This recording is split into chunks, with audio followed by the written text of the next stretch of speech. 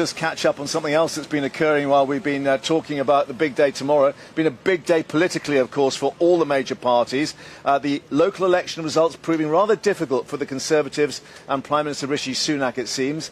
And indeed, Sir Keir Starmer, well, a pretty happy man. He's been celebrating what he's described as fantastic council results, telling jubilant supporters in those Labour-gained areas, Medway and Kent particularly, they're progressing, he says, towards a majority in Westminster.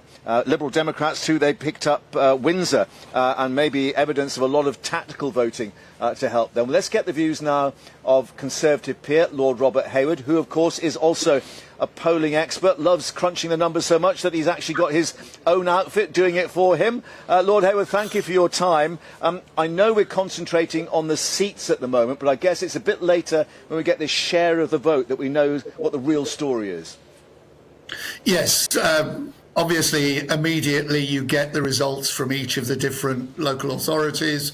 Then the real experts with the computers, my SADO colleagues that I know so well, they will produce what is called the national equivalent vote share, and that will be considered absolutely crucial for the different political parties in terms of what it indicates for the potential forthcoming election in 16, 18 months' time. Yeah, of course, there are different issues for a local election. You know, people get very concerned about potholes, housing schemes, all these issues that local councils have to deal with. But clearly, a lot of the political parties are saying the message that they're getting on the doorstep is people are fed up, whether, you know, they're blaming their local authority for what's gone wrong, or, more importantly for a general election, that's central government. Sadly, it is the case that large numbers of people vote according to their national views for the local authorities. So that's a reality, and there's no question about it. The Conservatives have had a bad time so far and will do over the next few hours as we get further results. Labour have done reasonably well, and the Lib Dems have done as well. Yeah, I was going to pick up on that because obviously at the last general election the focus was on the so-called red wall and those seats that the Tories won.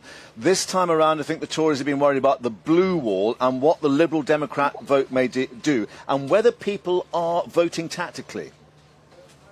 It does appear, certainly on the results we've got so far, that people have voted for the best way of kicking the Tories, whether it be Green or Lib Dem or Labour or Residents or whatever.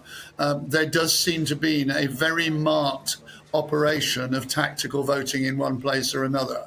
As you say, less attention on red wall, because if the Labour Party are going to come close to a general election victory, they need to almost be taking for granted the Middlesbroughs, the Stoke-on-Trents. It's the Medways of this world that are actually important to the Labour Party for their future prospects at a general election.